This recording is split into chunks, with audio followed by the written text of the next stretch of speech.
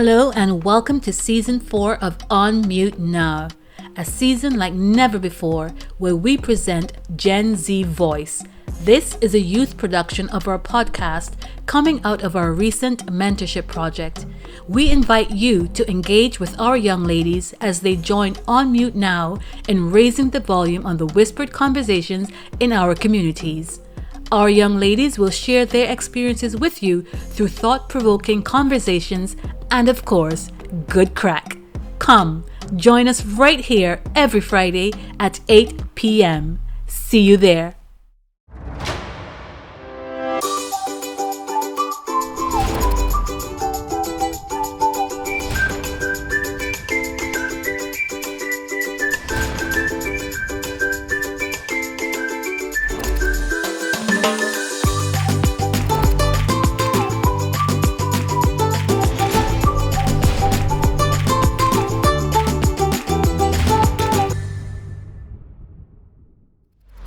Hi, everybody out there. Happy Friday. Well, at least I hope you're having a happy Friday. Welcome to episode 2 of Unmute Now. And today we're going to be talking about boundaries and relationships. But I'm joined today by another set of our Gen Z ladies. You met about 5 of them last week, I think. 5 beautiful young ladies. And I'm going to be introducing you today to another 5, 6. Or they're going to be introducing themselves. But I am your lead host today. I'm Yolande, and Raquel, Natasha, Angela, somewhere having a party, I think. Don't know. But we're going to keep you company. So right on, ladies, I'm going to ask you to tell us a bit about yourself. I know last week we spoke to some of your colleagues or mates. I don't know the Gen Z language, whatever you call them. And we would have asked them just why they got involved in the project, in the Gen Z Empowerment Project that was hosted by UK Pivot in the summer. And out of that project, we now have our podcast series. So I'm going to put you on the spot. I'm going to put you ladies on the spot, ask you to tell us a bit about yourself and briefly just why you got involved in the Gen Z project. So Gloria, hey, I'm going to tell you guys a little secret. If you didn't know, this is Angela's sweet baby girl. No pressure, no favorites, but I had to do that. So go, Gloria. Hello everyone, my name is Gloria. I'm 17 and my heritage is Nigeria, but I've been living in the UK for the majority of my life now. I'm quite musical and I do love to have a platform to be able to speak my mind. So this is definitely great for me. So thank you again for the opportunity. She was strong-armed by her mother. Why did I join? I guess it's about empowering young women and I absolutely love that. I love being in a group of young ladies with bright ideas and just having that environment. I think that's just what I was looking for, especially during the summer. I won't also say much to talker as a mother is, but anyway, Claire, how about you? Hi, I'm Claire. I am 22. I'm from Zimbabwe. Hey, we met Claire last week. You met me last week, so just carrying on with that again. Yeah. Hello, everyone. I'm Rita from Syria. I was a third-year economic student back in Syria, but I recently moved here about 8 months ago, I guess. Yeah. And that's why you may find my language a little bit. Anyways, I'm here today because, as I said, I was studying economics, but I've always loved media, and I was the kind of person who wakes up in the morning, turn the radio on, and I really enjoy it, and I still do that, by the way. So I see it as an opportunity for me to get into this field. Yeah, so that's why. Brilliant. Ain't nothing wrong with her English. I understand her perfectly well. And I'm going to tell you another little secret. Last week, you met her baby sister. If you don't remember her, that was her baby sister last week. And I get the names mixed up all the time. I always have to go, Rita, Suha, which is which. Not that they even look like twins, but my brain is an old brain. So anyway, here we go. Moving along.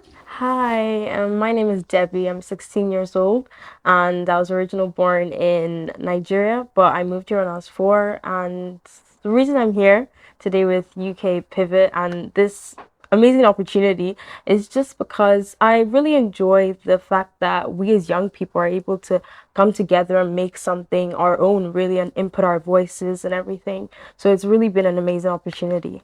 So. Thank you. Hi, my name is Timadar. I am 15 years old. I'm going to be 16 in 24 days. I was born and raised in Nigeria, and then I moved to Belfast like 4 years ago. And I love doing makeup, and that's yeah. And I joined. I just had to say that. And I joined here. I joined this group because I just love the idea of young ladies coming together, like to voice our opinions on particular issues that we want to say or talk about. And I also love the idea of a podcast because every morning, like I always just love listening to like different kind of motivational podcasts, and I feel like if I have the opportunity to do that, then I would love to do it. So yeah. Brilliant. Marie? We met Marie last week, but for perhaps the guests that didn't join us the audience members, sorry, that didn't join us last week, just tell us who you are very quickly, Marie. My name is Maury. I'm 16, originally born in England, but I moved to Belfast, so I've been here my whole life. Favorite sport, netball, and I love traveling around the world, and yeah, I'm happy to have this opportunity. Thank you, ladies, and well done. So we're gonna just keep it moving, and we're talking today, as I said earlier, about boundaries in relationships. We're gonna try and get the girls' perception on the different aspects of relationships. But what I'm gonna do is I'm gonna kind of kick it off by doing a personality test. Not a personality test, right? I'm joking. It's just some spot check questions just to see where they're at in terms of their position or their own boundaries with relationships. And then we'll get talking. So randomly, I'm just gonna ask first question, Gloria, what's your pick? Mates or dates? Mates, definitely. To mum and dad, definitely mates. Never dates, never. What exactly do you mean by that though? Are you saying that you're not ready for dating at this time or never dating at all? What do you mean? No, I'm not ready. I want to get my education done and dusted first. Let me have a steady income, and then maybe we can talk about that. Right. Okay. Mates or dates? Mates. What's that mean? For me, every relationship starts off as a friendship. Right. That's where I'm coming up with that. But right now, I'm just not dating because it's not where my mind is. Education and establishing myself and working on me, because if I can work on myself, then it'll be easier for me when I go into a relationship. Boy, I can't help but wonder, is this the Gen Z trait or what? All right. Mates or dates? Okay, dates. Finally.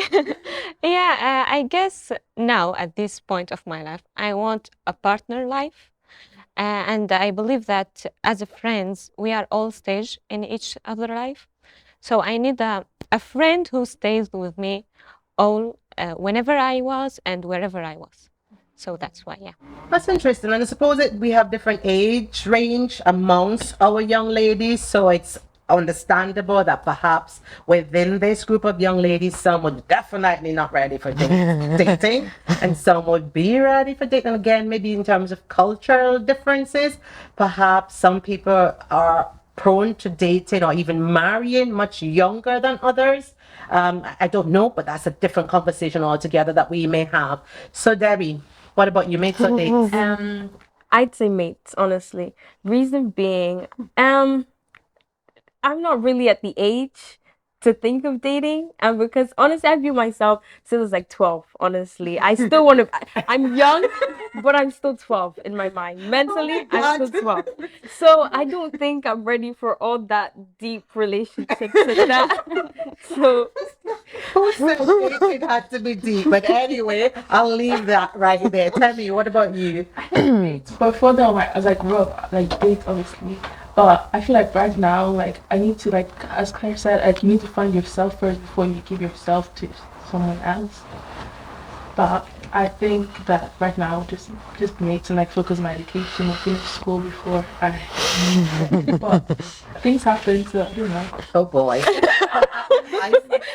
I say that, oh boy, because I hold my hand up, hats off to these young ladies. I remember at age 21, I had my second baby, and I've had to live life in the reverse by going to university after. So I'm really proud of these young ladies focusing on the right thing first. There's many reasons, and that's a whole different conversation altogether, but, I'm keeping it real.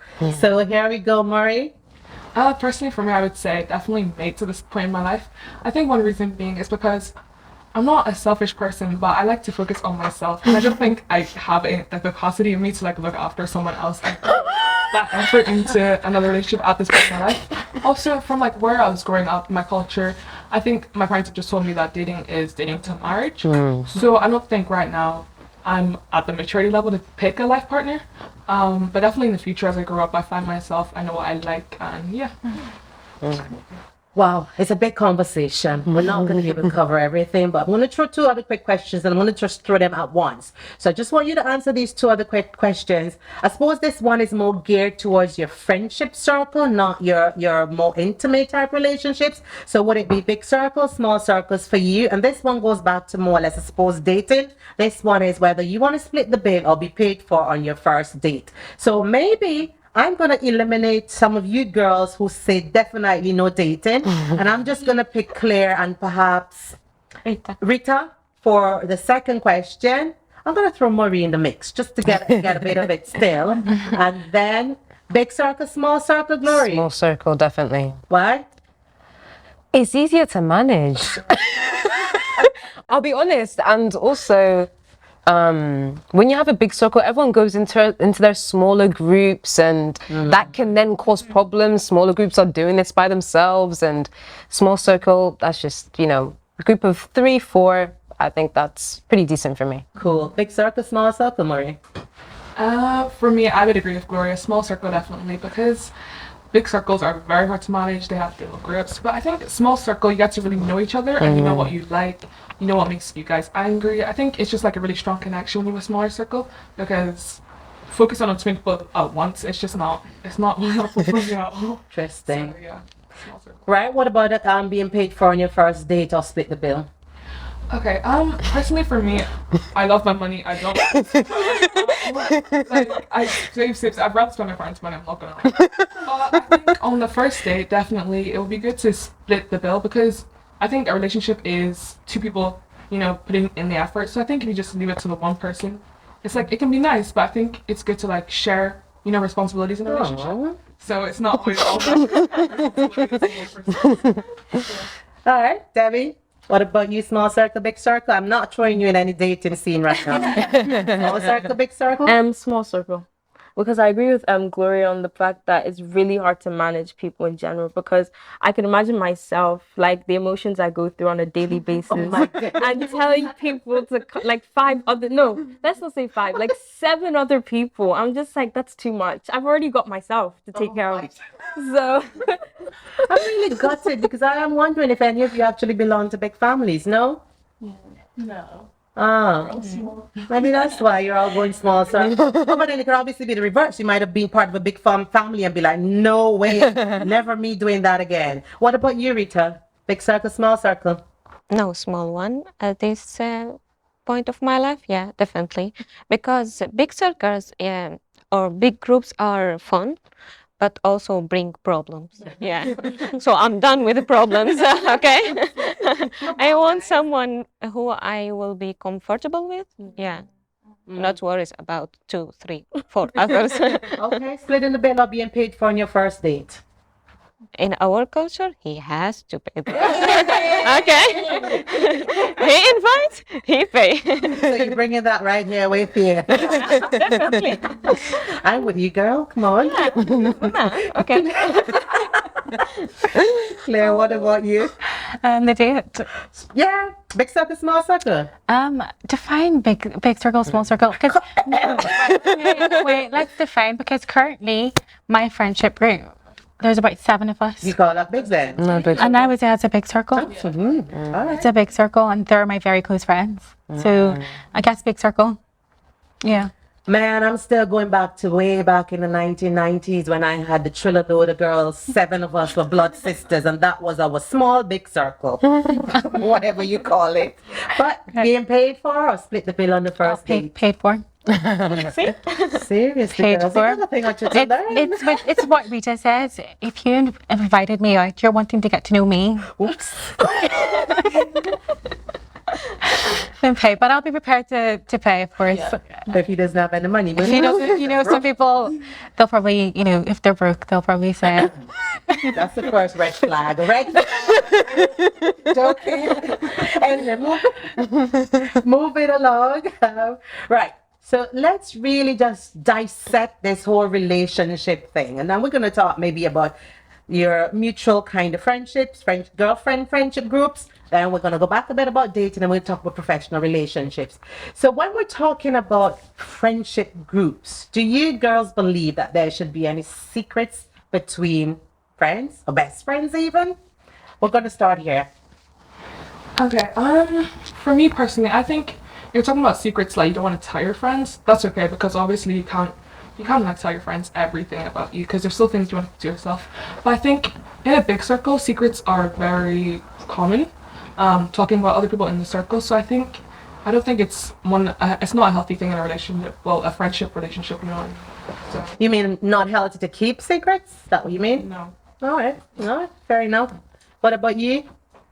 I think for like I like small groups, and I feel like in like a small group, like if you guys are really really close, I don't think like you guys should like keep secret from yourselves, because if you guys call yourselves best friends, like they should not be like anything. Obviously people have boundaries and stuff, but like if it's like minor things, don't keep a secret from your friend if you call them your close friend, because if you can't trust them to like end up, so why are you friends with them? So All right, fair one. Debbie? Well, I think there can be some secrets that can be kept from friends. Reason being, I think when it comes to one's personal, maybe life or anything, there are some things you don't want to go into or burden other people with. Because I remember there was this one scenario my friend brought up. She was like, "Oh, if I killed someone and I told you, you have to cover for me." And I was like, "That's between you and God." I'm not trying to become what do you call them? Accomplice. Exactly. So I think there's some secrets that can be kept or just boundaries that can't be crossed, because I don't always want to tell people my whole life story. Or as I think it's also a culture that we've been told from home, there's some things that are kept in the family and you can't go and tell people that. So I think that's one thing that also really sticks with me personally. Interesting. Rita? I don't think that there should be secrets because it will bring gaps between the two. If he is my or she is my best friend, she will definitely be with me 24 hours per week. So she will knows me, she will know my family, she will know everything. So why? I don't think so, no. All right. Okay. I think that there's definitely some things that you should, I don't want to say not say, but you should exercise the discernment not to say certain things. Only because, and it also depends on how long you've known your friend for. You could be friends for 3 years, but that doesn't qualify for you to say your whole life story. If you've been childhood friends or you've known each other for a while, this is a person you've learned to trust, and you kind of know their character, because it happens that you do split up. Some friends, they will split up. And you've heard situations where then that friend goes and says everything on social media or all these wee stories. So I think you should exercise some discretion in certain areas. I just said Angela. Gloria? I think for me, the real question is what is your definition of a best friend? I think now in our society, many words have lost their meaning, their depth.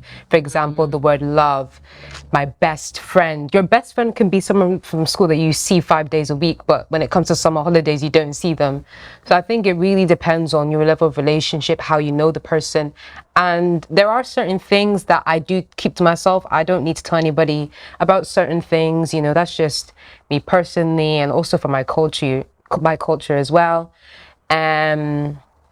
But I think, especially when Maury was talking about big groups, and talking about people behind each other's backs, that can cause problems. So in that circumstance, I don't think you should be keeping secrets. It's very tricky to maneuver this whole dynamic of friendships, isn't it? Because if I throw myself back into the days where I had friends at your age, I've always been an open book, and I might have told everything, but then obviously you face that backlash of friendship splitting up. But then I remember an old tale, an old parable that says anything you tell somebody is anything you should be prepared or be unafraid to stand behind. So if you've told them, but then in the United Kingdom, the one thing that comes to mind when we talk about secrets is that you generally can't expect to tell somebody a secret where you are in danger or in trouble, or it's something to do with your safety, and expect them to keep that secret. So I mean, I'm sure you girls are probably past that age, but those are just some of the the differences in terms of secrets. But just keeping the conversation moving. When we're now talking about dating, going back to boundaries in dating, what is some of your own kind of first date etiquette or expectations? Maybe one or two. I'm gonna jump in the middle with Debbie. First date expectations. Well, is this just like how the person treats me, or? Yeah, I suppose. What do you Well, expect? first off, you have to actually be nice to me, be interested. I guess that's the very first thing. And I guess with the whole split, like splitting the money or something, I don't mind splitting it, but if he does want to pay, why not? Like, money is money after all. And then, like, I think obviously you have to pick something that both of us actually enjoy doing, and not just picking something you enjoy doing or something like that. So I think that's definitely one of my top. So no specific do's or don'ts. Anybody? Tammy? I feel like if like you take me out on the first date, I feel like if you take me out on the first date, I don't think like if someone goes in their phone, so like I'm talking to you and your phone, that literally would drive me insane. I love that. No phones on the first date. Not like no phones, but like no phones. And also like don't like our first date, you shouldn't take me somewhere that is like don't take me to cinema because I can't talk to you. Like I have to like first date you're meant to try and get to know you're trying to get to know the person you're going out with. So just take me somewhere we could talk and to spend like time together. Yeah. You know what? That's funny because some people might say on the first date, I want to go somewhere where there's loads of people. So it's kind of different to hear you saying on the first date, do not take me to the cinema. But there's no right or wrong. So I'm really glad for your answers. I'm going to go kind of like back and forth here. Claire, what about you? I would say just be yourself. I don't want you to be too boisterous. I know you'll tend to. You're in a situation where you're trying to impress the other person and you're trying to show off everything about you. But I think just being humble. So I'll see that through how you speak and how you act, and also how you treat other people as well. If I'm seeing you shout at the waiter or, saying, oh, I don't like what I eat and what I have, can you get me something else? And you say it in a certain way, well, bye-bye. That's another red flag right there. If he's either broke or he's talking about people, red flag. What about you, Gloria? Well, I don't think like we should go to somewhere where we should be secluded, because I feel like if I'm gonna go on a date, it's because I know you to a certain level. I do think that we should be friends first. So I don't mind. I mean, I really don't know. I'm not really thinking about that right now. We're going to let you off the hook. We got to Rita and then we'll come back to you, Marie. So Rita, what about you? It seems like I have a high expectation. And he has to bring me a flower. A flower, okay. I love it there. Open the door car and be gentle. Yeah, allows me to talk a little bit more about himself, and be gentle. And bring flowers. You heard it right here. And the box of chocolates. Oh, did you say chocolate too? No, I'm just adding on. All right. What about you, darling? Yeah, similar to Tammy. Sorry. I would think that taking me to the cinema, you can't really talk to the person. It's not that there's a lot of people there, because I don't mind going to where like a lot of people are, like an amusement park, but I think it's when you want to talk and try and get to know the person, because I think the first date is like make or break for the relationship. Ooh, tough one. You can see really, their true personalities come out. So I think it's more about just trying to get to know them, see how they are with other people and how they interact, and just doing activities you love, basically. My. First impressions are lasting. I'd have thought you'd have give somebody a second chance. But anyway, again, you heard it right here. So ladies, just to kind of take you on another journey in terms of thinking about boundaries in relationships, we're going to talk a bit about professional relationships and what we mean by that. I know that you girls aren't in employment, most of your students, so I suppose you're going to be thinking about this perhaps in terms of teacher-student relationship, or maybe even relationships with pastors, maybe us as people ladies, I don't know. And so there is a good frame of reference to begin with. I think that was kind of coming out of our own discussions, and we're going to explore that a bit more. So the frame of reference I'm referring to is where I think one of you mentioned that a teacher had told you one time that there is a big difference between being friendly and having a friendship. What is your take on that in terms of your professional relationship? So we're going to go with you, Claire, first. It's an interesting point because I'd never really thought about it. I've started working now, and I can definitely see that, yes, I'm friendly with my colleagues. We get on really well. But I wouldn't say there's any friendships that have been formed. And that boundary exists because there's still that barrier of I'm still getting to know them and I haven't got to know the more personal details about them. Yeah.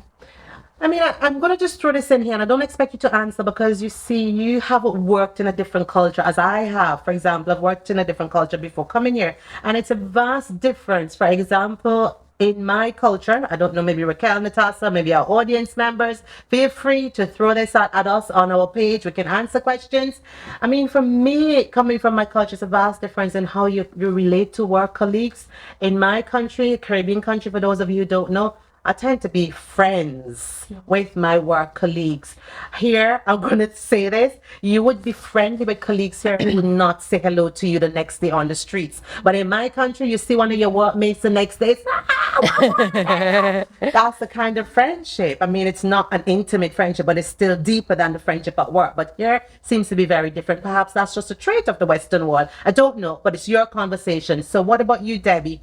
Yeah, I think it definitely exists, especially with that. Like, you could be friendly with someone you meet somewhere, but they definitely not say hi. Like, they'd even avoid saying, like, greeting you on the street. In fact, I think it also even boils down to, like, it seems that school has even become professional between your classmates now. I don't know whether it's just here, because it's like, I could see someone from my school, even my class, and I definitely avoid like saying hi to them because I know they wouldn't say hi to me as well. So why do I have to extend myself out when they're not giving the same back? I'm not saying we have to be friends, but I guess the gray area has really become almost like a black line that's divided it from friendly and friendships, I guess so. I think that's very sad, but I suppose, as I said, it seems to be something that I've observed, and I suppose your experiences speak to it in this part of the world. Tammy and Murray, in turn?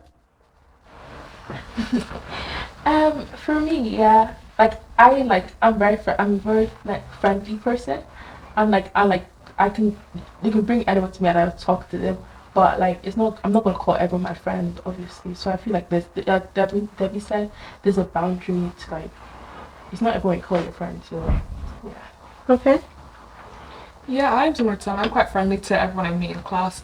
But I think what's different is I would say that that person is my friend, but I wouldn't obviously, like, when we're talking about the secrets, I wouldn't tell them my deepest secrets. They can be my friend and I could just talk to them in class casually on the street. I might not say hi to them. If I do see them, I might wave, but I think friends for me is just people you interact with.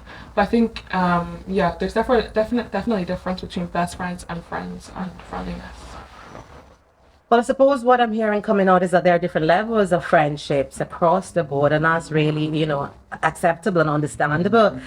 Any of you girls have anything else to add? Because we're coming close to the end, it's going to be a wrap. I've just got one last question for you, but have you got anything else to add in terms of friendships? Yeah. You were saying that people are, you were saying that, from where you're coming from, your culture, you would say hi, you would call them your friend.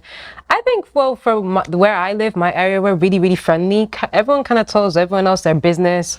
Even at work, sometimes I'm thinking, you should not be telling me this. I'm a bit too young for this.